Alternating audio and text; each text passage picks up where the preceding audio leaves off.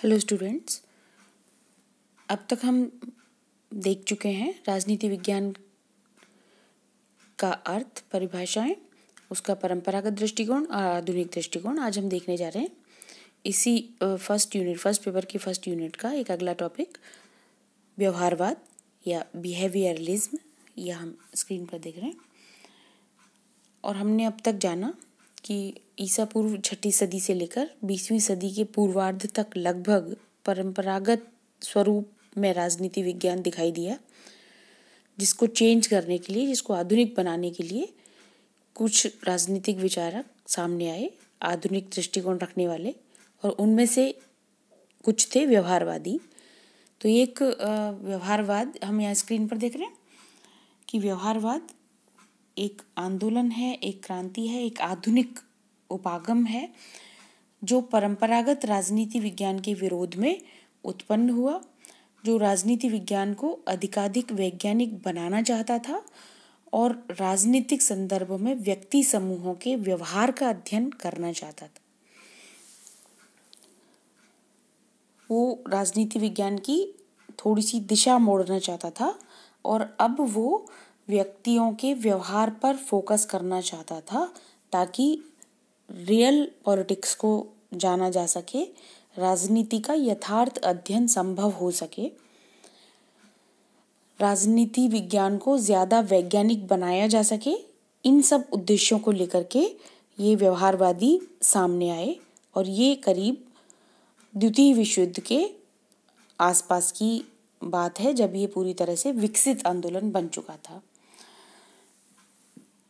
और हम यहाँ आगे देखते हैं कि यहाँ स्क्रीन पर हम देख रहे हैं कि व्यवहारवाद राजनीति के अध्ययन का एक आधुनिक उपागम है। ये विचारधारा नहीं है जैसे व्यक्तिवाद या अराजकतावाद या मार्क्सवाद है, ये वैसी विचारधारा नहीं है, बल्कि एक अप्रोच है, दृष्टिकोण है। ये स्वयं राजनीति की व्याख्या देने का प्रयत्न नहीं करता है, मतलब ये नहीं बताता कि राज्य क्या है या राज्य के कार्य क्या होने चाहिए या राज्य का उदय कैसे हुआ, मतलब ये उस टाइप की विचारधारा नहीं है जिस टाइप का व्यक्तिवाद या अराजकतावाद या मार्क्सवाद है, बल्कि ये राजनीति के अध्ययन का एक ढांचा प्रस्तुत करता है जिसका प्रयोग करते हुए राजनीति वैज्ञानिक अपने निष्कर्ष निकाल सकते हैं।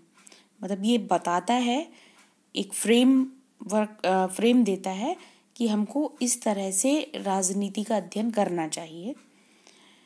ये ढांचा निम्न दो बिंदुओं से संबंधित है या इन दो चीज़ों को मिलाकर के बना हुआ है। इसमें ये दो चीज़ें हैं जो ये फ्रेम देते हैं, एक ढांचा देते हैं कि हमें इस ढांचे पर चलकर राजनीति का अध्ययन करना है।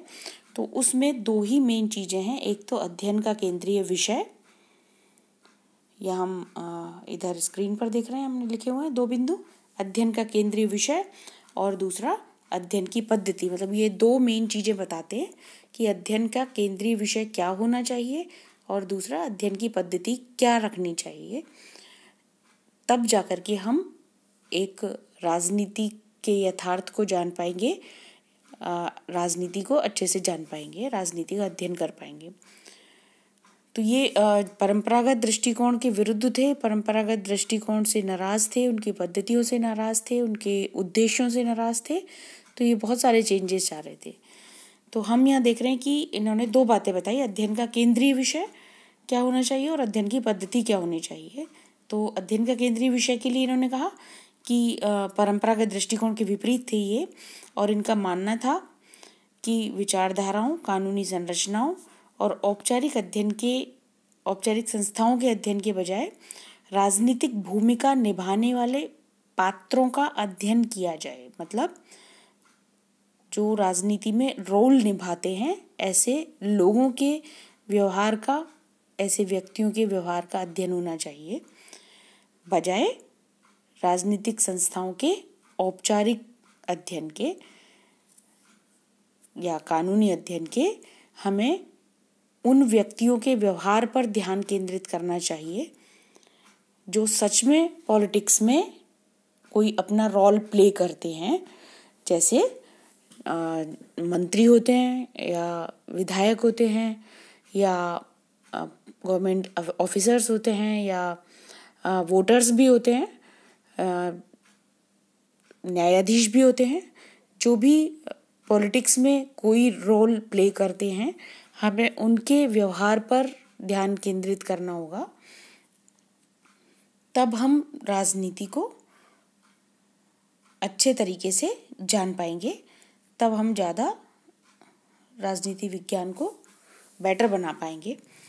दूसरी बात जो इन्होंने की वो थी अध्ययन की पद्धति। मतलब अध्ययन की पद्धति हम जानते हैं, परंपरागत राजनीति विज्ञान में वैज्ञानिक अध्ययन पद्धतियाँ नहीं अपनाई जाती थी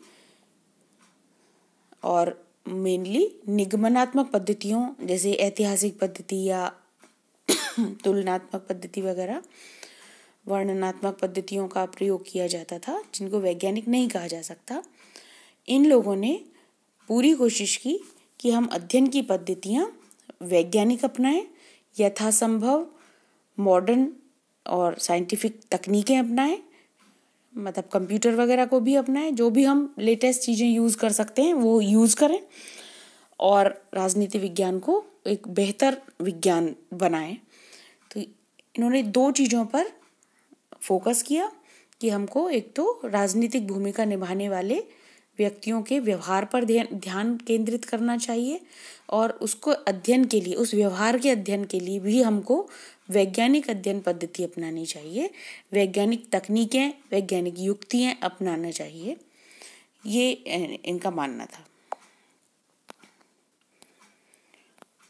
अब हम ये जो आंदोलन या ये क्रांति जो उठ खड़ी हुई, ये कब उठ खड़ी हुई, कैसे इसका डेवलपमेंट हुआ, वो हम देखते हैं कि ये सेकेंड वर्ल्ड वार के बाद, मतलब लगभग 1945 के बाद पूरी तरह विकसित आंदोलन बन गया था। हालांकि इसकी शुरुआत 1908 से काफ़ी थोड़ा पहले से कुछ चीज़ें उठ खड़ी होनी शुरू हुई थी कि 1908 से ग्राहम वेलास की पुस्तक ह्यूमन नेचर इन पॉलिटिक्स और आर्थर बेंटले की द प्रोसेस ऑफ गवर्नमेंट से मानी जा सकती है। ये हम यहाँ देख रहे हैं। New aspects of politics Charles मेरियम की एक बुक थी। चार्ल्स मेरियम का इम्पोर्टेंट रोल था व्यवहारवाद को ग्रो करने में। डेविड ईस्टन तो मेनली थे ही। डेविड ईस्टन की द पॉलिटिकल सिस्टम भी महत्वपूर्ण रही। तो ये कुछ लोग थे जिन्होंने इसको, और भी बहुत सारे और भी लोग थे, या हम सिर्फ कुछ नाम ही गिना सकते हैं। यह आंदोलन पूरी तरह से अमेरिका के शिकागो विश्वविद्यालय की देन है। ये इम्पोर्टेंट बात है कि ये जो आंदोलन उत्पन्न हुआ ये अमेरिका के शिकागो विश्वविद्यालय की मेनली देन माना जाता है। इसके प्रमुख समर्थक हैं Robert Dahl, David Easton, Herbert Simon, Lucian Pye, Lasswell, Almond, Coleman, Deutsch, V O Key junior वगैरह, और भी कई विचारक हैं, पर हम यहाँ मुख्य नाम ले रहे हैं। उनमें भी सबसे मुख्य नाम जिसका लिया जा सकता है वो डेविड ईस्टन है। व्यवहारवाद के लक्ष्य और उद्देश्य जिनको लेकर के ये पैदा हुआ आंदोलन या इस उपागम के जो उद्देश्य हैं कि नंबर 1, हम यहाँ नंबर 1 पे देख रहे हैं, वैज्ञानिक पद्धतियों की मदद से राजनीति के विज्ञान का विकास करना या राजनीति विज्ञान को ज़्यादा वैज्ञानिक बनाना। तो इनका पूरा जो उद्देश्य था वो ये था कि वैज्ञानिक पद्धतियों का ही प्रयोग करना है, वैज्ञानिक युक्तियों का प्रयोग करना है, ताकि इसको एक दूसरे विज्ञानों की तरह एक विज्ञान बनाया जा सके। तो राजनीति विज्ञान को ज़्यादा से ज़्यादा वैज्ञानिक बनाना का उद्देश्य लेकर के, विज्ञान बनाने का उद्देश्य लेकर के ये आगे बढ़े थे। दूसरा जो इनका लक्ष्य था वो था एक अधिक विस्तृत क्षेत्र वाले राजनीति विज्ञान का विकास करना। ये राजनीति विज्ञान में डेवलपमेंट चाहते थे, उसे बेटर बनाना चाहते थे, तो उसके अध्ययन क्षेत्र में भी कुछ विस्तार इन्होंने किया। ये उनका लक्ष्य था कि इसे बेटर और व्यापक बनाया जाए। तीसरा, राजनीतिक संदर्भ में मानव व्यवहार का अध्ययन करना, इसको लेके ही वो चले थे कि मानव व्यवहार का अध्ययन करना है। चौथी चीज, राजनीति विज्ञान को मूल्य निरपेक्ष, यथार्थवादी और वस्तुनिष्ठ बनाना। ये मेन उनका लक्ष्य था कि राजनीति विज्ञान को बेहतर बनाना है तो उसे मूल्य निरपेक्ष बनाना होगा, उसे रियल बनाना होगा, यथार्थवादी बनाना होगा और वस्तुनिष्ठ बनाना होगा। पांचवी बात की वैज्ञानिक पद्धतियों से मानव व्यवहार से संबंधित सामान्य निष्कर्ष निकालना और सिद्धांतों का विकास करना। मतलब पद्धतियाँ वैज्ञानिक अपनाई जाएंगी और उससे मानव व्यवहार से रिलेटेड कुछ सामान्य निष्कर्ष निकाले जाएंगे, ताकि कुछ ऐसे जनरलाइज्ड सिद्धांतों का विकास कर दिया, ऐसी थ्योरीज बना ली जाएं जिस तरह की अन्य विज्ञानों में होती है, मतलब जिनको कभी चैलेंज नहीं किया जा सकता, जो शाश्वत होती हैं, जो हर काल हर परिस्थिति में सही होती हैं। इस तरह के सिद्धांत अगर पॉलिटिकल साइंस में बन जाए तो ये एक बेहतर सब्जेक्ट बन सकता है, एक विज्ञान की तरह स्थापित हो सकता है, विज्ञान बन सकता है। तो हमें ऐसे सिद्धांत बनाने होंगे, यूनिवर्सल सिद्धांत बनाने होंगे। और इन्होंने कहा और इनका मानना था, एक उद्देश्य था कि अन्य समाज विज्ञानों से घनिष्ठ संबंध स्थापित करना। मतलब क्योंकि ये मानव व्यवहार का अध्ययन करना चाहते थे, तो और मानव व्यवहार का अध्ययन सही तरीके से तभी संभव होगा जब उस पर इफेक्ट डालने वाले सारे फैक्टर्स का, सारे तत्वों का भी अध्ययन किया जाए। तो वो आर्थिक भी हो सकते हैं, वो ज्योग्राफिकल भी हो सकते हैं, पारिवारिक भी हो सकते हैं, साइकोलॉजिकल भी हो सकते हैं। तो इन सारे तत्वों का अगर अच्छे से अध्ययन करना है तो हमको बहुत सारे सब्जेक्ट्स की, बहुत सारे अनुशासन या सब्जेक्ट एक ही बात है, उनकी हेल्प लेनी होगी। तो उनसे हमें डाटा का आदान प्रदान, ज्ञान का आदान प्रदान करते रहना होगा। तो उनसे इस तरह से, मतलब कहा जा सकता है, घनिष्ठ संबंध रखना होगा। और इनका लक्ष्य था, ये एक बहुत क्रांतिकारी सा लक्ष्य था कि इसको, राजनीति विज्ञान को इतना बड़ा विज्ञान बना दें कि उसमें भविष्यवाणी की क्षमता भी आ जाए। मतलब इसको टोटली, इन लोगों का लक्ष्य था राजनीति विज्ञान को यथार्थपरक बनाना और वैज्ञानिक बनाना, विज्ञान बनाना। तो ये उसमें भविष्यवाणी की क्षमता का भी विकास करना चाहते थे। तो इन मुख्य लक्ष्यों को लेकर व्यवहारवाद का उदय हुआ, व्यवहारवाद का विकास हुआ। इसके उद्देश्य मेनली हम एक बार शॉर्ट में रिपीट कर देते हैं। उनके उद्देश्य थे राजनीति विज्ञान को ज़्यादा यथार्थपरक और वैज्ञानिक बनाना, मूल्य निरपेक्ष बनाना, ज़्यादा वैज्ञानिक बनाना, विज्ञान जैसे शाश्वत सिद्धांतों का विकास करना, भविष्यवाणी की क्षमता का विकास करना, और मानव व्यवहार के अध्ययन को संभव बनाना। और मानव व्यवहार के अध्ययन में अगर दूसरे सब्जेक्ट से, समाज विज्ञानों से हेल्प मिल सकती है तो उसको लेना।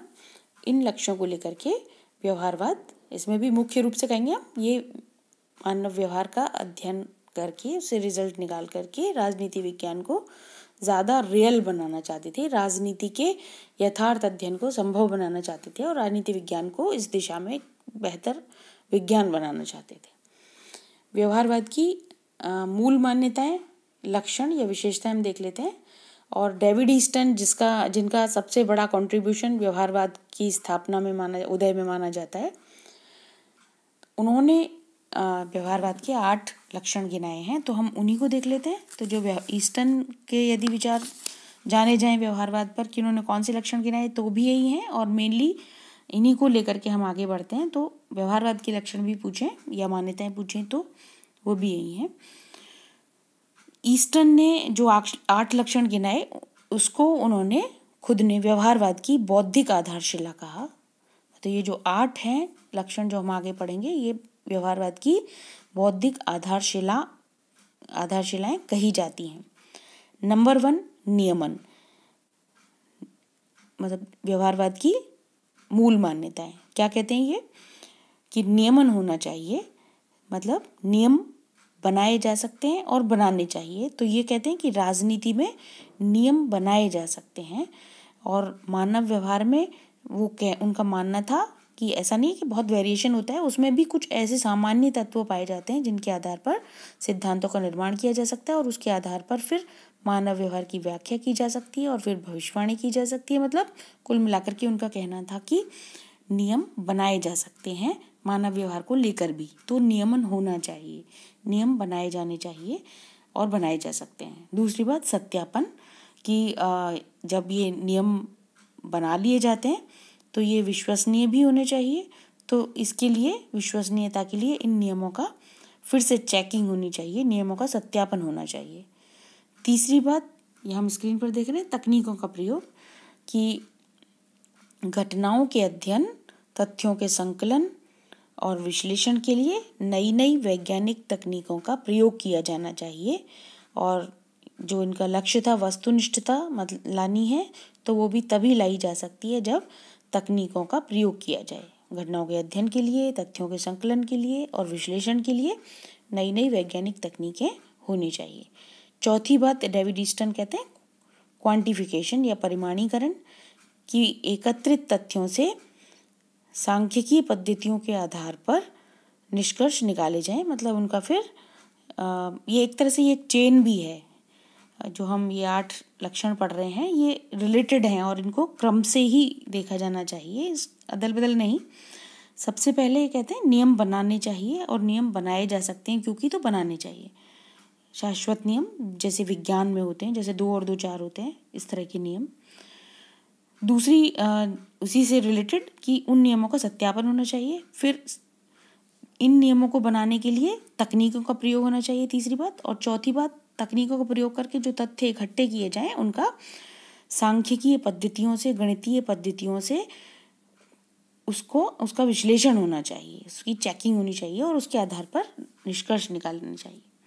पांचवी बात, हमने यहाँ स्क्रीन पर 5वां पॉइंट लिखा हुआ है, मूल्य निरपेक्षता, कि अध्ययनकर्ता जब ये इस तरह से जो भी वो रिसर्च कर रहा है, जानने की कोशिश कर रहा है, नियम बना रहा है, तो अध्ययनकर्ता अपने अध्ययन के दौरान अपने मूल्यों, भावनाओं से पूरी तरह से पृथक रहे, दूर रहे। वो खुद क्या सोचता है, उसके अपने क्या विचार हैं, किन वैल्यूज़ को वो पसंद करता है, किन चीज़ों की वो समाज में स्थापना होते हुए देखना चाहता है, उससे दूर रहे, बिल्कुल दूर, न्यूट्रल रह करके, मूल्यों से एकदम न्यूट्रल रह करके, निरपेक्ष रह करके वो राजनीति का अध्ययन करे, राजनीति से संबंधित निष्कर्ष निकाले या सिद्धांत बनाए। तो ये एक बड़ी बड़ी बात थी कि व्यवहारवादी मूल्य निरपेक्ष रहना चाहते हैं, मूल्यों से बिल्कुल दूर रहना चाहते हैं, बिल्कुल नकार देते हैं मूल्यों को ये। छठी बात, व्यवस्थीकरण, ये इसी से जुड़ी हुई चीज, कि अध्ययन करते समय मूल्य निरपेक्ष रहे और जो वो शोध कार्य कर रहा है वो क्रमबद्ध और व्यवस्थित होना चाहिए। मतलब ये व्यवस्था, क्योंकि वैज्ञानिक बनाना चाहते थे तो अनसिस्टमेटिक कुछ भी नहीं करना चाहते थे, तो सिस्टमेटाइजेशन होना चाहिए, व्यवस्थीकरण होना चाहिए और शोध कार्य क्रमबद्ध और व्यवस्थित तरीके से होना चाहिए। और उनका मानना था कि तब ही सिद्धांत निर्माण हो सकता है। सातवीं बात, विशुद्ध विज्ञान का निर्माण। ये कहते थे कि राजनीति विज्ञान को एक विशुद्ध विज्ञान का रूप दिया जाना चाहिए और जिसमें शाश्वत सिद्धांत हों, जैसे दूसरे साइंसेज में होते हैं, केमिस्ट्री में या फिजिक्स में होते हैं, मैथ्स में होते हैं, जैसे 2 और 2 4 होता है, हमेशा होता है, हर काल में होता है, हर जगह होता है। तो वैसे ही राजनीति विज्ञान को भी एक विशुद्ध विज्ञान का रूप दिया जाना चाहिए, उसके लिए कोशिश करनी चाहिए। आठवीं बात, हमें स्क्रीन पर 8वां पॉइंट देख रहे हैं, समग्रता, ये या मानव जीवन का एकीकृत अध्ययन। तो इनका मानना था कि मानव व्यवहार एक समग्र इकाई है जिसका अध्ययन अलग अलग खंडों में नहीं किया जा सकता, इसलिए उसे समझने के लिए अन्य अनुशासनों या विषयों का सहारा लेना चाहिए और मानव व्यवहार का एक समग्रता से अध्ययन किया जाना चाहिए, टुकड़ों में नहीं। मानव व्यवहार एक समग्र इकाई है जिसके अलग अलग पक्षों का नहीं अध्ययन कर सकते। मतलब मानव व्यवहार के आर्थिक पहलू का या पारिवारिक पहलू का अलग अलग अध्ययन नहीं करके, मानव व्यवहार एक यूनिट है और उसका टुकड़ों में नहीं बल्कि उसको एक मान करके उसका अध्ययन किया जाना चाहिए, ये इनका मानना था। तो ये व्यवहारवाद इन चीज़ों को लेकर के चला। मतलब कुल मिलाकर के हम ये सब चीज़ें देखें तो लक्ष्य साफ नज़र आता है कि ये राजनीति विज्ञान को एक विज्ञान बनाना चाहते थे और ये सारे इसकी जो मान्यताएं हैं ये उसी के लिए डेडिकेटेड हैं।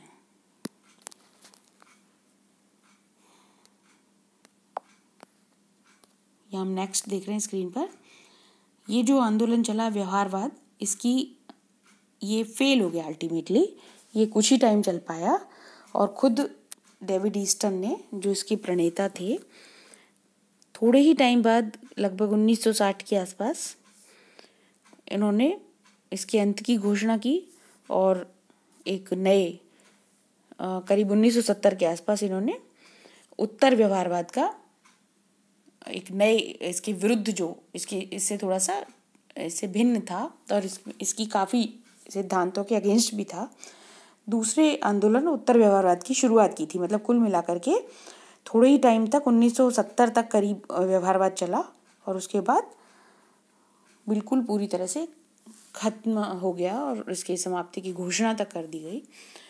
तो ये जो व्यवहारवाद था, इसकी हम सीमाएं और इसकी असफलता के कारण या इसकी आलोचना कर लेते हैं, क्या कमियां थी। अर्नोल्ड ब्रेस्ट कहते हैं इसको 20वीं सदी की दुखांत घटना बताया अर्नोल्ड ब्रेस्ट ने। लियो स्ट्रॉस ने इसको गटर की विजय बताया। गटर की विजय से मतलब है क्योंकि मूल्यों पर ये जोर नहीं देते थे, मूल्यों को छोड़ने की बात करते थे, इसलिए उन्होंने इस तरह की बात की।